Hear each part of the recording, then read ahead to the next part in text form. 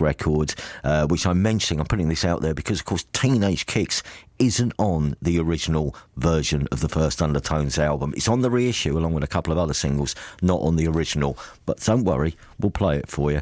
Before the album in full, here is the story behind it, as told to me by the Undertones in 2016. The Undertones are here, but one of them's here. Damien, hello. Hello, Steve.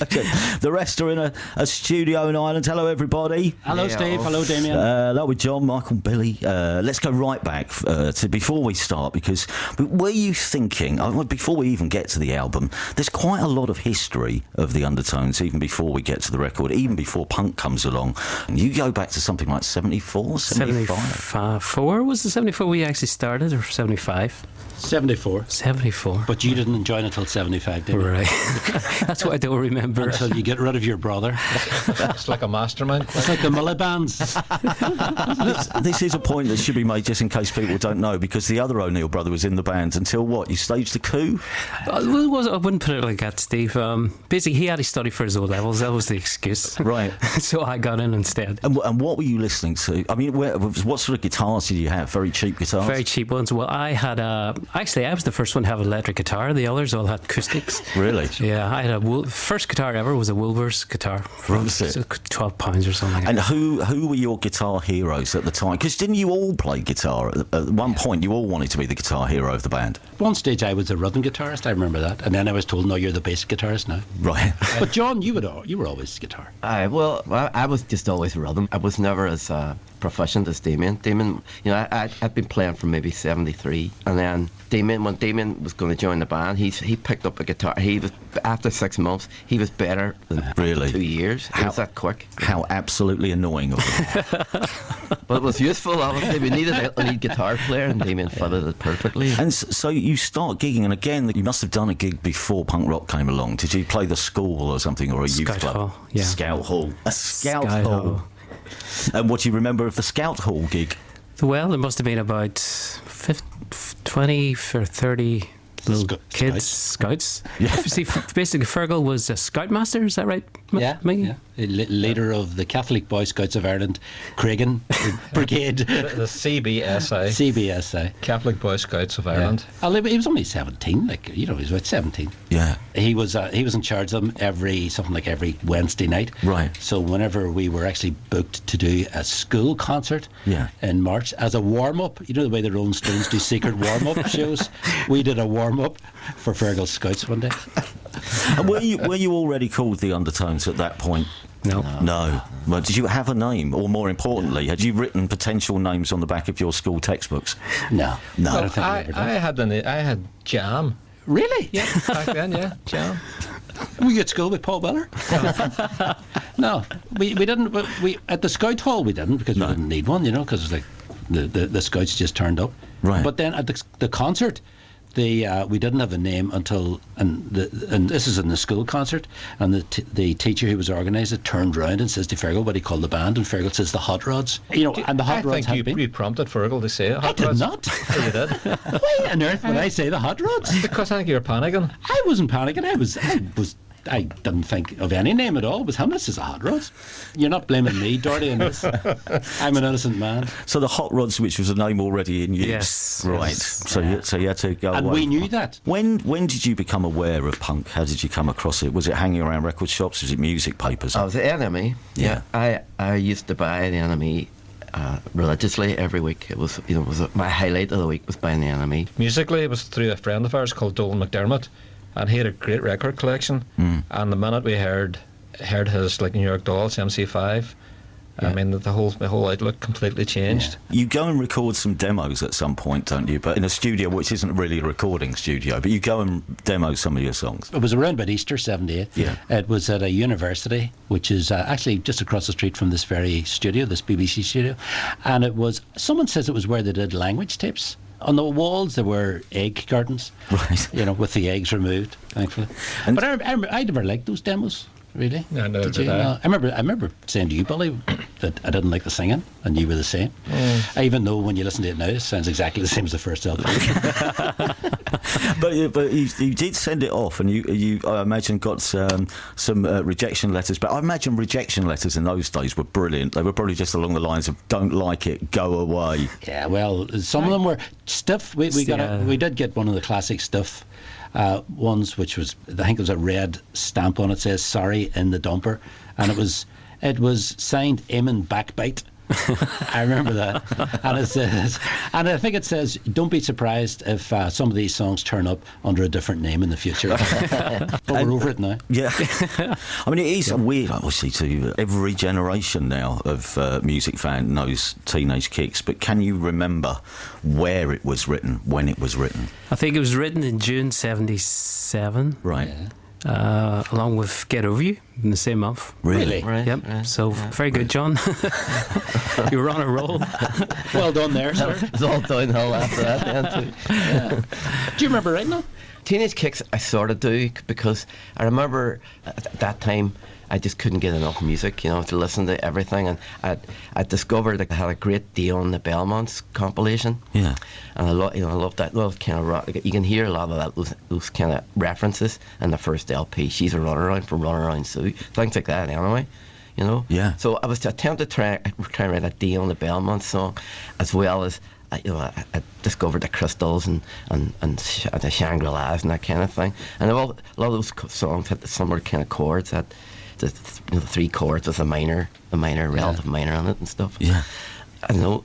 Just sort of as an aside from that, the television LP, there was a song in that called "Prove It." I think it was "Prove It." Anyway. Yeah. Again, started off a bit like the first two chords that you hear in Teenage Kicks. Yeah. So that was the inspiration. Right. And then I'm just kind of trying to write a classic rock and roll song. That's what I was trying to do.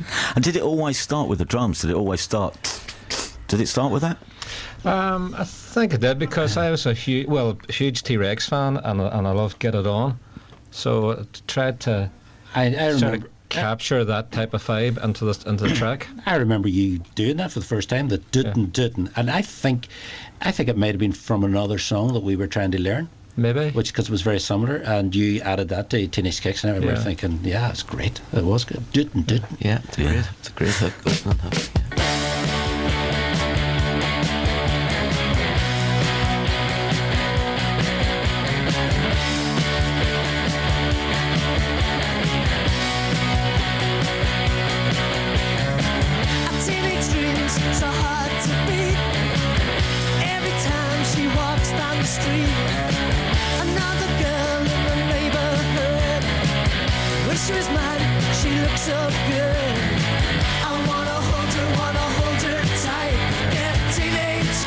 Right through the night.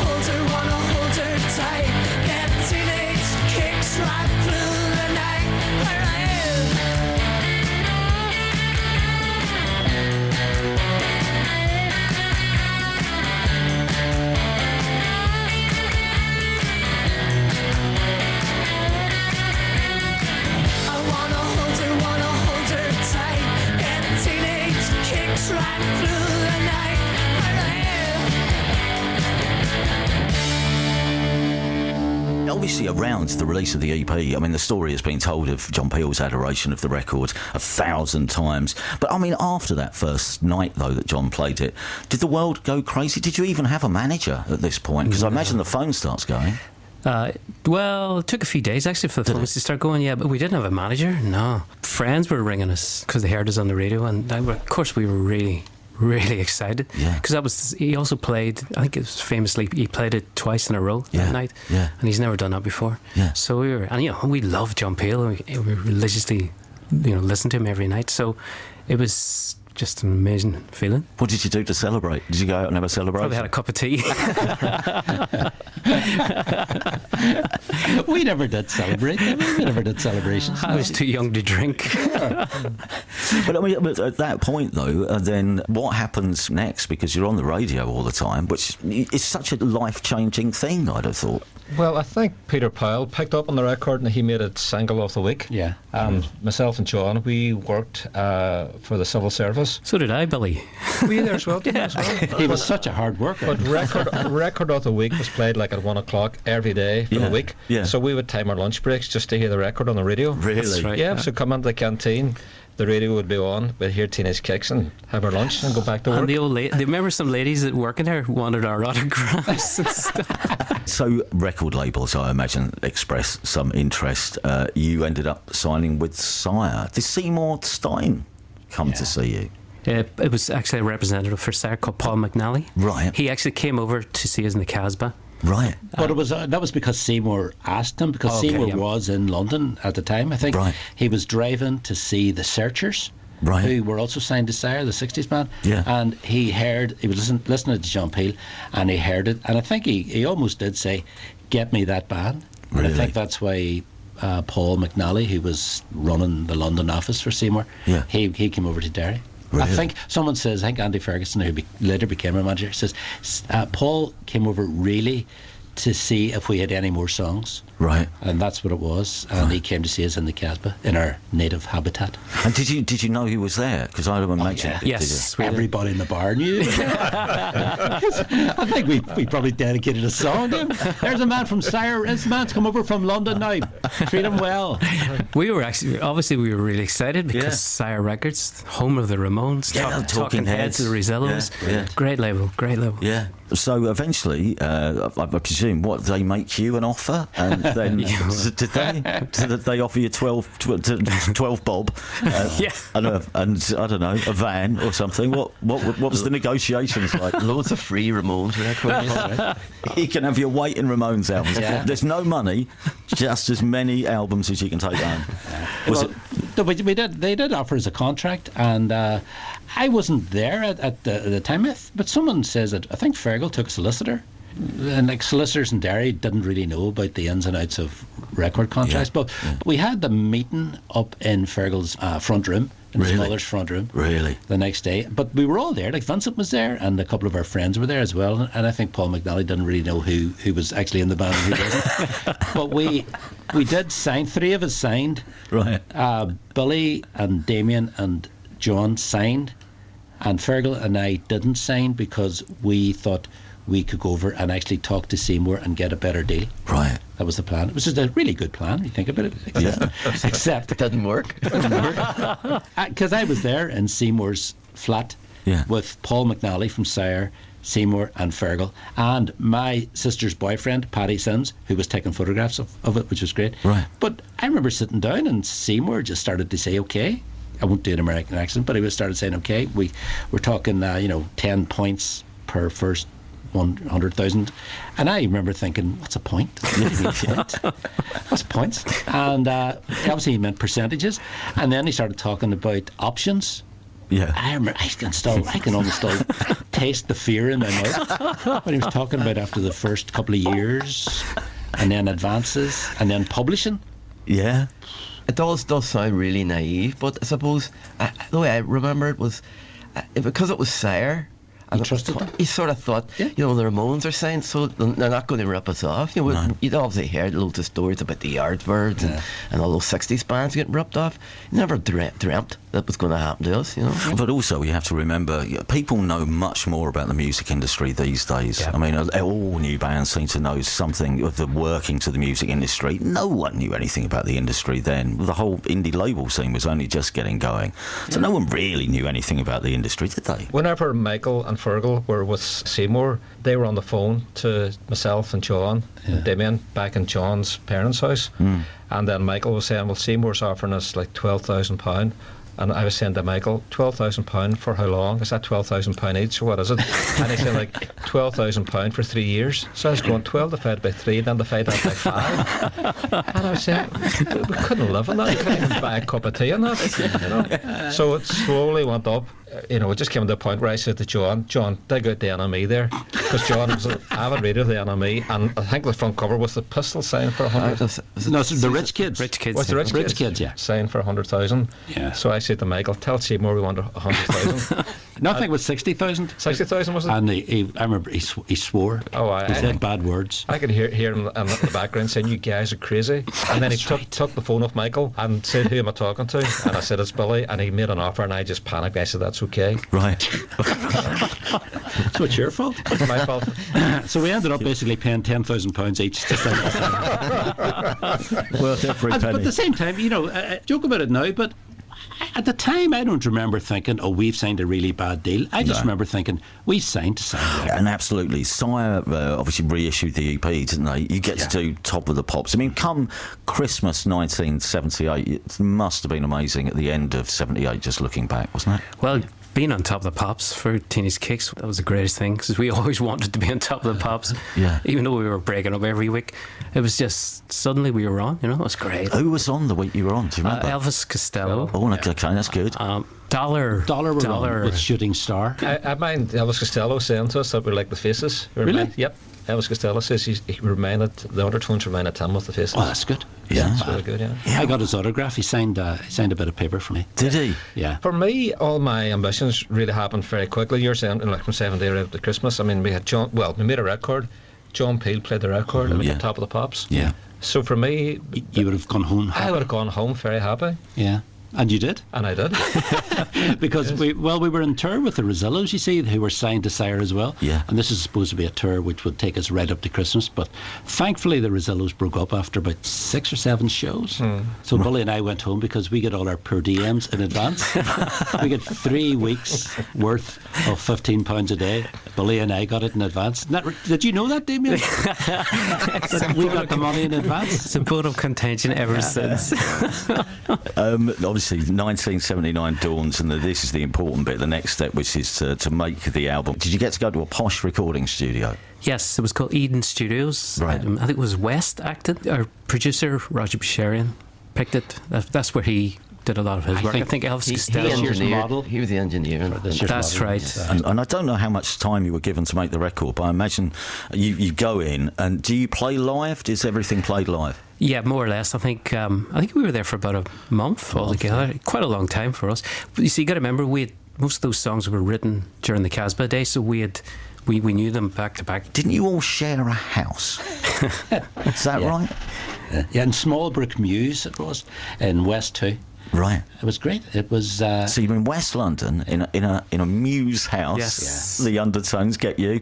And what was it like? It was like Help. It was exactly like that. No, it was great. It was because I think it was great because we were in a really nice part of town. Yeah. But all we did, I think, was whenever we were there, all we did really was listen to records, wasn't it? Really, and go out shopping. Well, again, Derry obviously was really bad at that time. You know, literally after 6, 7 o'clock, everything shut down up the town, and so just to be able to walk around the city at night was unnerving unmost, you know, because you just weren't used to something like that. But it was great. How did you pick the tracks? Did you know what was going to be on the album, or were you adjusting it as you were going along? Certain things worked, maybe something didn't, or did it come out pretty much as you thought it was going to? I think it did, actually, because we just about had enough songs. Yeah. Because again, according to my notes, I think Family Entertainment and I Know a Girl were the last two songs written before we went in to record. Really? It's a marvellous record because it's about boys and girls and mean people and nice people and odd people. Yeah. That's the album. That's us. Yeah. It was creating our own little world, I think. That's what it was. Yeah. Obviously, Teenage Kicks gets nods towards this, but it was also about what sort of hopes and the daydreams you have as a teenager as well, and the way you reflect on the world around you. Yeah, well, we did actually toy with the idea even before, we knew when we signed we'd have to make an LP, but we were always regarded ourselves as a singles band, like, again, from our sort of influences of the glam rock thing, and T-Rex and Sweet and Mud and all those great singles that were out in the early 70s. Yeah. That was the most important thing. To keep that sort of feel to the record when we were making the songs. To have nearly every song should be like a single. Absolutely. Well, it's got that as well, isn't it? And it was very easy to grasp straight away. But particularly because you name check exactly the same sort of music. My first record I ever bought was Tiger Feet by Mud, and all those records like Blockbuster by The Sweet, they all had something about them, didn't they? But the thing for, I suppose, myself was after there was an age of people who saw the Pistols and the Clash, but I was too young. I was, I think, 13 coming up through the start of 79. So for people like myself, I was too young to see the Pistols and the Clash. And by this point, both of those bands feel so far away, even though they're sort of they're anti-rock stars. They're still big anti-rock stars that feel like they come from another world. But here we are, the next year at school, and the Undertones were our band. Well, they were, because there was only two things that spoke to us in the playground that year, and that was Grange Hill and the Undertones. Because you were like us. I think that was the thing. It always felt like you were just like us. I think that's because we were fans of the bands that you would have been fans of as well. You know what I mean? The Sex Pistols and Clash. I always thought we always tried to make records which sounded like records that we liked. There was a lot of that happening. That was in my head anyway. But I can get that as well, because the last thing you wanted to do was to be one of those bands who goes to London and comes back speaking in a different accent, wearing different clothes. Yeah. So I was always very conscious of that. Yeah, I mean, that was the other thing. You could dress like the Undertones. Wouldn't be difficult to do. Your mammy bought the clothes. You're talking of singles then. Jimmy Jimmy was the single which came before the album. It was your first top 20 hit. So Jimmy Jimmy, always going to be the single? Did you pick it? Don't remember that actually. I think, but Not me. it turned out really, really well. I Yeah. think it was kind of obvious it was going to be a single. Yeah. Who chose it? I think, was it not you and John, Damien? No? I think I had something to do with that. Yep, I think I did. Can't Yep. remember. I remember you picked the order of the songs. You were very keen on the order of the songs. Really? At the track. Yeah. I remember you had a list. I didn't even know I have one now. Well, yeah, but I always remember that. You definitely had ideas of what you wanted. You know what? the I second should have been a side. producer. I should have been a producer. Right, Damien, I don't think you've got enough money from the band as well. You should be getting more of the royalties for that, for all your input. Is that why you three are in a completely different studio? That's right. Yeah. Yeah, that's right. So, do you remember the album actually coming out, and do you remember actually holding a copy for the first time? I don't think I do. And I remember it came out in April. It was April 79. I just remember the sleeve, really liking the sleeve though. I the remember sleeve that was too. great. The inside sleeve, yeah. Especially on the outside and the inside, yeah. Because the inside sleeve, bright red, some amazing pictures of the band, and the brilliant rant as well. Oh yeah, that was written on a typewriter. I think it was me and my brother Vincent. Who wrote most of it? It was think me it was you, actually. wasn't I it? wrote most of it. Yeah. Although it was signed Vinny. I think I did everything, but Vinny wrote the. Yeah. Happy Christmas, and I hope you're safe. Because it almost seems part of this. So if you've never seen it, the inside sleeve includes this typewritten rant, which seems to be basically saying we're not like these other bands. We're not like these bands who've taken the dollar. We're not like the people, the heroes who have failed you. We're just the Undertones. We're the same as you. I remember reading that first, Damien. I thought it was great. I thought it was very funny because it was like you were really pissed off at the rest of us. Some of us were not bothering too much. Oh, that's true. Yeah, because you're probably got a point actually. Yeah, it was very good. It's still the same. Absolutely, yeah. The Undertones talking to us in 2016. And as an addition to those stories, how about this? Confirmation of part of the Undertones, the tale of the early days. Much obliged, Sonia has been in touch to say, my ex-husband, Paul McNally, was driving in a car with Seymour Stein from Sire Records when John Peel played Teenage Kicks twice on the radio. And he said to Seymour, let's sign them. And they did. And Paul has stories of sitting in Fergal Sharkey's mum's living room having a cup of tea, and one of the other members of the band quibbling about not being able to go on Top of the Pops because he had a radio rental shift that night. Please say hi to Iggy, our child, and Paul in Whitstable. Sonia McNally, thank you very much. Any other Undertones stories which you'd like to share, memories of the record when it came out or when you first heard Teenage Kicks, anything at all, join us at BBC Six Music on Twitter, at BBC Six Music, hashtag Six Music Album Club, as we play this record in full. It's the Undertones.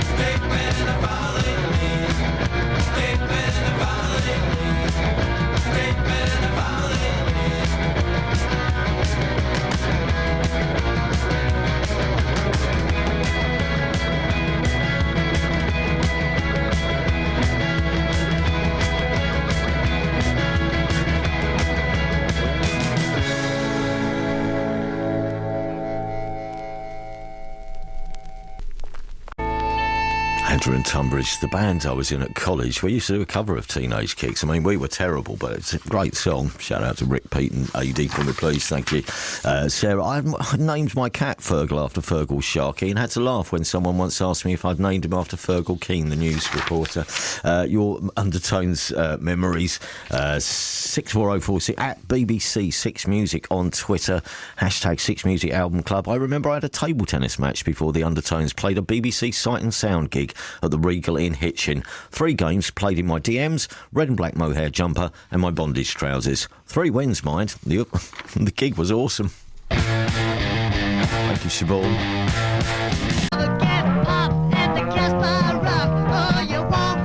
That was one of the Shed demos. Finishes off the record. There you are. from front to back, start to finish, the self-titled debut album by the Undertones. Thank you so much for joining us for the Six Music Album Club this week. And Chemical Brothers, by the way, slight change of pace next week, but for this week, thank you. We're almost out of we've got 2.5 minutes left before Mark Riley. And I know we've played this once already, but in honour of the DJ who discovered them and the man who once played this record twice in the same show, we're going to play it again before we leave you. Well, if it was good enough for John Peel, it's good enough for us.